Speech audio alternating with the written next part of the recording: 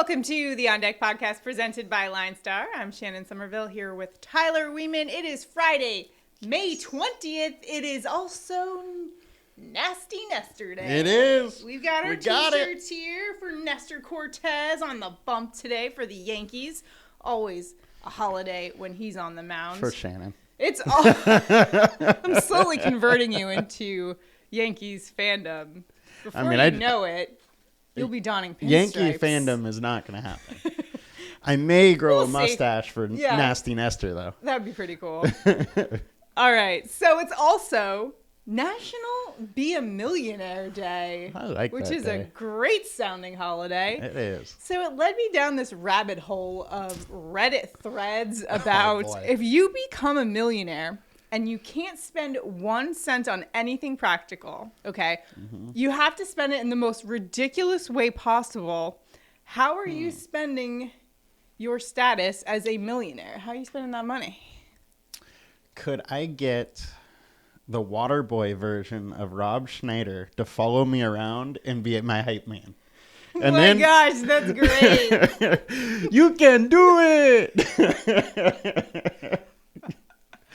Waterboy reference. Yes. That's awesome. And actually, some of the answers I was looking up on Reddit, I'll just read those before I tell you what mine is.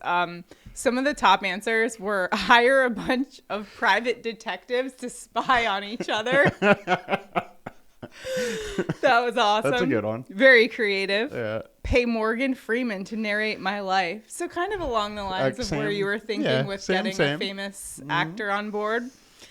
The other one that I just lost my mind at, buy a new basketball team in Miami and call them the Humidity. So I could say it's not the heat, it's the humidity, which is... That is terrible. I thought it was hysterical. It's funny. It's the ultimate dad it's joke. Funny. Right up my alley. I love those. Wait, that it's actually not the heat, it's the goes humidity. Along the line of... My mom once asked me what I would name the streets in a community. Mm-hmm. And I said, this street, that street, and the other street. So somebody is driving in and like, you're trying to give direction to your house. We're like, oh, turn on this street, then that street. And then go down the other street and just totally confuse everybody. So this is becoming a who's on first skit now. Yeah. With your pretty much Abbott and Costello, right? Absolutely. Old school. So I would pay Aaron Judge to give me batting lessons so that I could just straight up dominate adult league softball. I like it. Also, I'd buy the Batmobile because... The Batmobile. Why not? Why of not? course. Yeah. Got to ride around in a cool vehicle. The coolest vehicle ever. Yep. So, speaking of millionaires, though, do you have something for you? You want to become a millionaire? Of course you do. Who doesn't? Well... Best Ball is coming to town. Underdog Fantasy has a Best Ball Mania contest where the winner gets $2 million. Second place even gets $1 million. And the winner of the regular season also gets $1 million. So we'll put the link to that below. Fantasy football's around the corner. And we're going to be talking NFL next week. We're just starting to get into the swing of NFL football season, which is so exciting. But also exciting, today's slate of pitchers. We'll get to our daily fantasy projections here for our Chalk Report.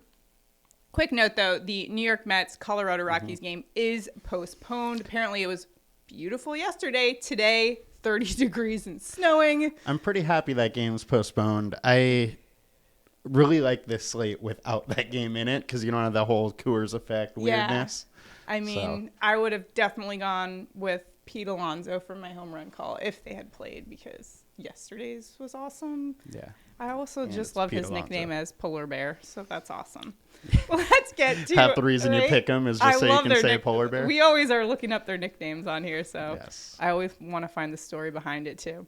So first, let's go to Padres lefty Sean Manaea going up against the Giants. I don't know. Does he have any nicknames? I didn't look it up. Well, got a 3.77 ERA. Last outing, 12 strikeouts versus the Braves. But what happened? The Padres bullpen blew it for him. Poor guy. He's still been dealing. Padre bullpen is awful. What do you like for him today in daily fantasy? You definitely expect him to be top owned. Yeah, he's going to probably be top owned. He's the one thing I would say is that I don't know if there's that much ceiling with his price. Okay. He is a good pitcher. He's safe, but he isn't one that's really going to break the slate very often. Last time out, being an anomaly, yeah. But San Francisco is a good offense versus lefties, 11th in WRC plus. They're striking out 22% of the time, which is about league average. As you mentioned, last game Manaea had 12 Ks. But his StatCast data is a little shaky. So there's some question to be concerned. And then also, as I said, the price is a little high to, I think, really give you a ton of upside. So do you think people are buying in on him just because of maybe a little recency bias with the 12 strikeouts? Looks really shiny and nice. And I think it's that. And also, he's a good pitcher. Yeah. He's safe. He doesn't have those terrible outings, and he has some upside, but at his price, it's doubtful that he's going to give you a game to really make you win this. Here's a question. Does it depend what contest you're playing in? For Absolutely. Okay. So Absolutely. If you're playing in a cash contest or something. If you're in a cash contest, he's by far probably the best option tonight. Maybe not so much for a tournament.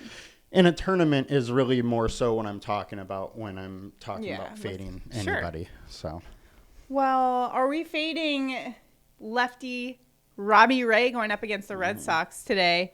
4.62 ERA for him, which it doesn't look all that appealing, but he's still top 15 in strikeouts, and opponents batting just .223 against him. 10 and 9 strikeouts respectively in his last 2 outings. Although the Red Sox are doing pretty well lately. They've been kind of heating up in the month of May. I just looked it up. They were actually 3rd highest in batting average in the month of May. And Trevor Story. And 3 home runs. Are you kidding me? Yeah. Stat line How yesterday crazy was insane. that? Well, what do you like for Ray's matchup today? So Boston hasn't been good against lefties. They only have a 79 WRC plus. They're striking out 23%. 3rd lowest ISO, 4th lowest slugging, and they're only walking 7% of the time versus lefties, which is the 6th fewest.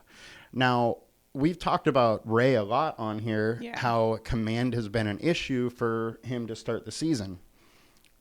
They're not really walking versus lefties, so that's a little bump up for Ray. The other thing is that over the year, he's at a 25% K rate, whereas last year he was closer to 32. Now, over his last 5 starts, his K rate's up to 30% for those starts. So do you think he's finding his Cy Young form? I think he's starting to kind of come into that Cy Young form. Which is scary for He's Red Sox. also a lot cheaper than Manaea. So where that upside may not be there because of price on Manaea, I think it is on Ray. He isn't quite as safe, though. True. So. The Red Sox got some of those numbers. Exactly. And Manaea, where pretty much every time out he has a decent game. Ray can get hit a little bit sometimes. But he's also a little bit better striking out. Boston strikes out a little bit more. So there's probably a little more upside at a little cheaper price with Ray. How about the upside on Angels righty Chase Silseth versus the A's today?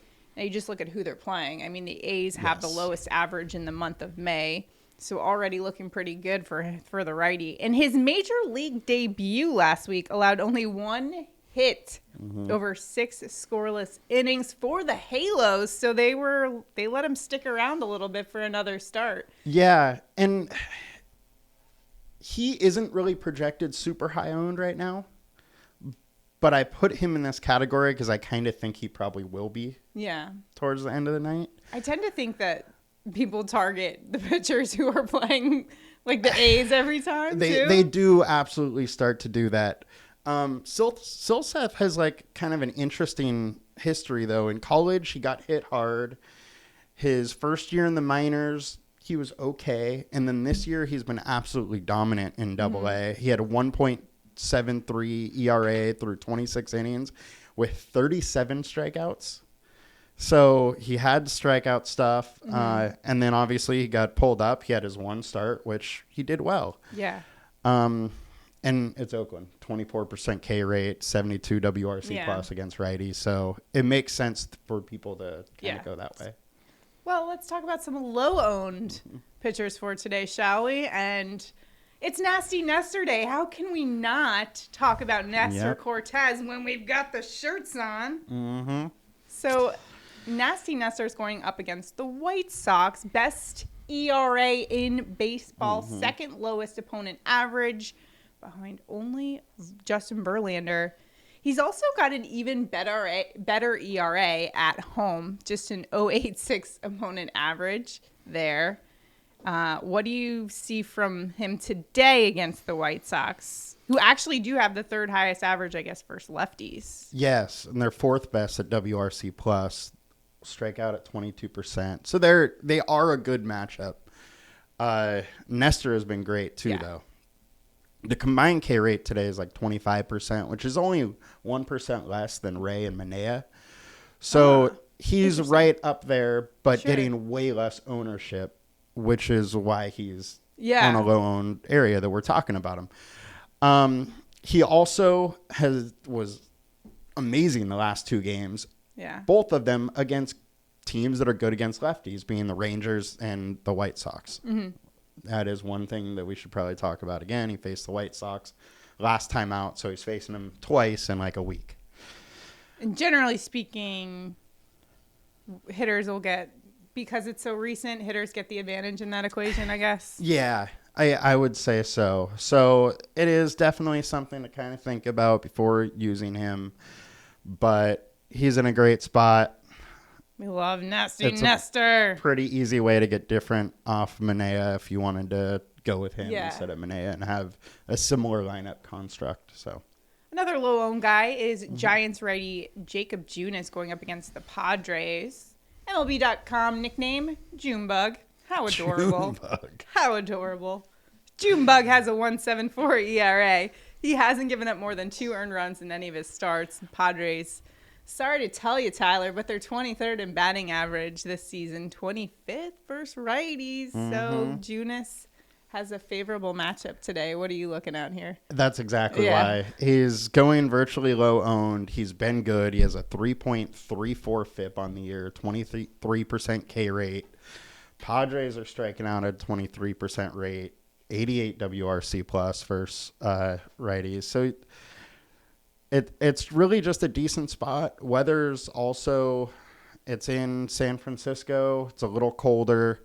The wind is blowing out, but that stadium, knocks down the wind a little bit with as far as how it was built. The other thing is that so far this season, he's been on a little bit of a pitch count, but last game he got to 91 pitches, so he could be a little more stretched out now too, and he's still pretty cheap. All right. Well, we like a cheap option. We like a bargain here on the On Deck podcast, and I guess we'll get that there. Let's take a look at our stacks. We've got time to go some offense, which I'm excited about for today. We got a little warmer temperatures in a lot of areas. Some wind is blowing out in certain places. But we're looking at the high-owned stacks first, and we're first looking at Minnesota Twins going up against Royals lefty Daniel Lynch, who has a 3.30 ERA, 2.30 opponent average, so not bad.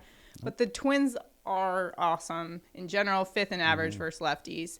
This one is at Kauffman Stadium, so you're looking at a relatively hitter-friendly place, although it is a little home run suppressing as well. Nonetheless, why do you think people are going Twins in this one? Minnesota against lefties, top 3 in WRC plus. Lynch is also walking about 4 batters per 9. Minnesota's top 5 of average. Thing though is, like you said, Lynch hasn't been bad. 3.63 FIP over the last 5, 4.4 FIP on the year. Minnesota's a fine option. Got a lot of good on this slate though, I'm not going to fade anyone just on ownership.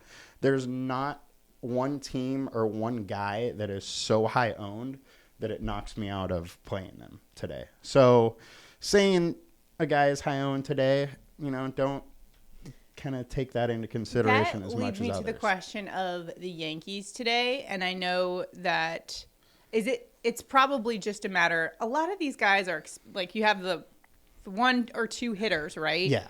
And then you don't really know what other players to put in there. So is that kind of why?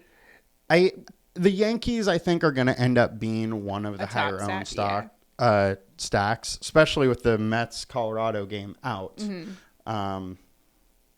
As we were kind of writing this up, the ownership projections hadn't really been updated yet. So and taking away that Coors game probably takes away a lot. Yeah, because I mean, it's going to take away a lot of the everyone's going to go Mets. Were Rockies. Looking like they were going to be the highest owned, stack. But so Yankees are definitely going to get bumped up a little bit, and they're going to be right around the same ownership probably as Minnesota and Seattle, and for good reason. With the Twins, it's almost like, okay, you got Byron Buxton, and then like a couple good bats for sure. A couple good bats, some real good cheap plays. They're in a decent spot. You know, it's bad. It's not bad at all.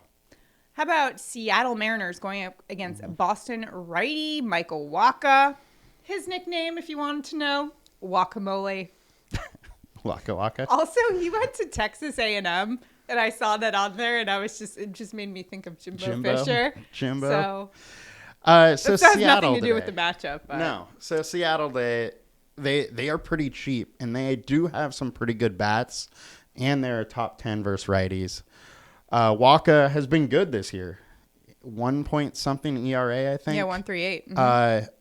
But a 4-point FIP. Okay. So his FIP has been a lot higher.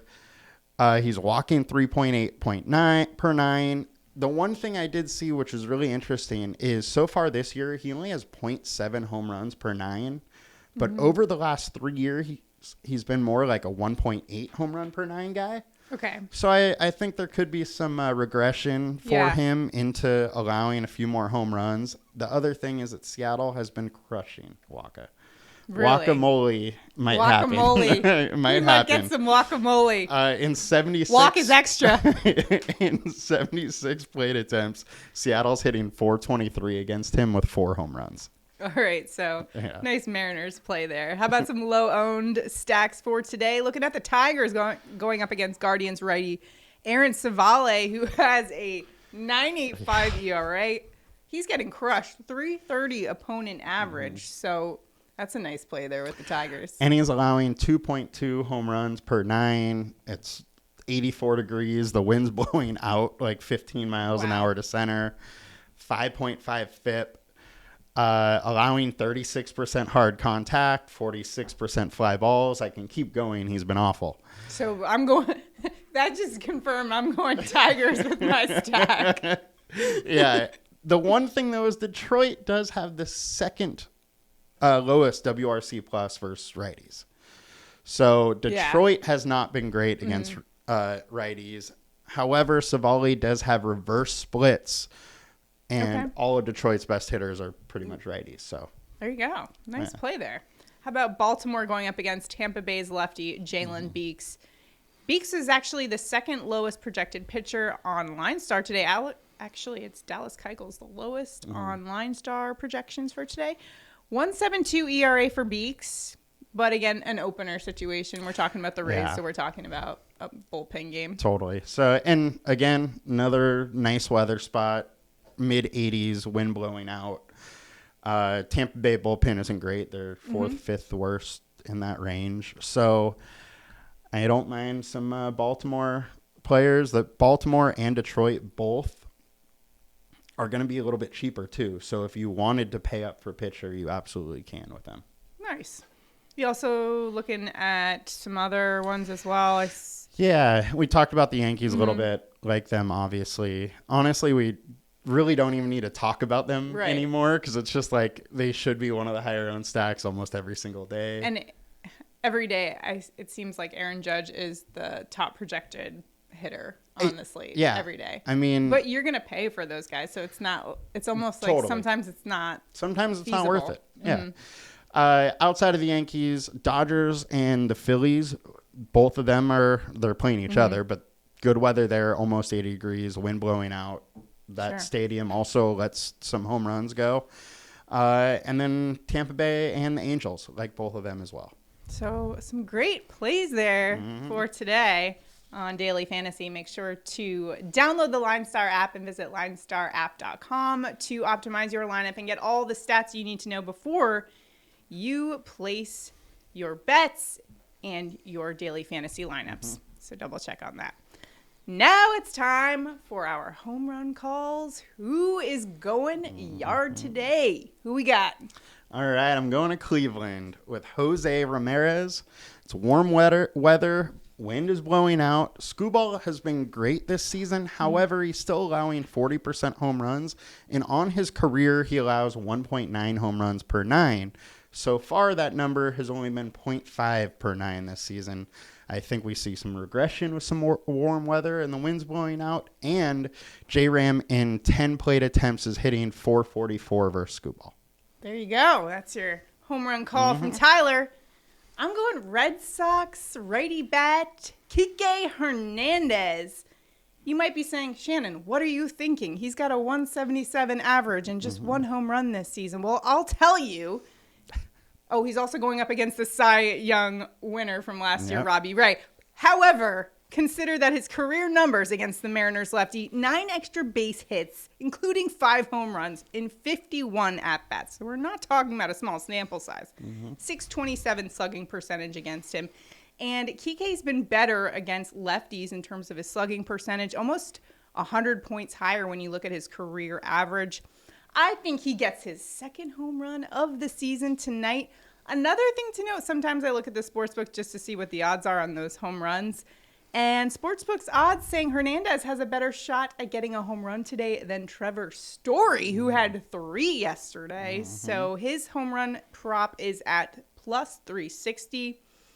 And if you're looking for another bet, I like Kike's over 1.5 bases prop. That's at plus 110. Go get it. Speaking of prop bets, let's get to our prop bets for today. Yes. Where are you headed? I am going to the San Diego and Padres versus Giants game with Junebug. Jacob Junis. Over 4.5 Ks at plus 132. He's only done this in 2 of 4 starts, but one of those he only had 61 pitches. His combined K rate today is 23.6%, and I think he gets it done today. And I have one more that I'm throwing in there. Oh. We're going Sean Manaea over 5.5 Ks at minus 122. He's done this in 6 of 7 games, and he has a 28.7% K rate over the last 5. Meanwhile, the Giants are about league average of strikeouts, so I think he gets there as well. Both of them are in the same game. Do what you will with that information. A double up from Tyler on this Friday, this National Millionaire Day. Go place your money out on that. Let's win some money, guys. All right, I'm going Trevor Story over 1.5 bases. That's a plus 115, of course, going up against the lefty Robbie Ray. And I talked about Enrique Hernandez and his awesome splits against Robbie Ray. You know who else has great splits is Trevor Story. 1116 OPS versus Ray in 27 at-bats. And he is heating up, as evidenced by yesterday's game. 3 home runs. His OPS in the last 7 days is 1327. So I really like that prop for him. Go get it. So is it safe to say that you are not going to play Robbie Ray today? Right? Yeah, I don't think I will be playing Robbie Ray today. He won't. Right. He's a good pitcher. Nothing personal, Robbie. Just not your cup of tea. And I cringe when I have to do anything Red Sox. That's true. So I must really believe in this prop. Definitely a Red Sox factor. And you're on 3 straight. We got a streak going. Let's go. We've been doing really well on Fridays, by the way. Last week we had all of our bets hit on Friday. Props and all the home run calls. Yeah. Feeling good about it. A couple weather notes for you. The Mets at Rockies game, as we mentioned, is postponed. Dodgers, Phillies, you mentioned some warm weather there. There's also some storms, but they should clear pregame. Late start possible, but shouldn't be anything that would affect the game. White Sox at Yankees, rain in the area, but around first pitch it'll probably clear. And Detroit at Cleveland, warm, with winds blowing out to center at about 15 to 20 miles an hour. Just some nice weather out there, though, for the most part, so hitters will be fine out there today, I think. Yep, I think so. Yes. All right. That's it for today. You have a good one. Great guys. show today, Tyler. Great show. Nasty Nester Day. Nasty Nester Day. Let's go. We'll see you guys next week. Bye.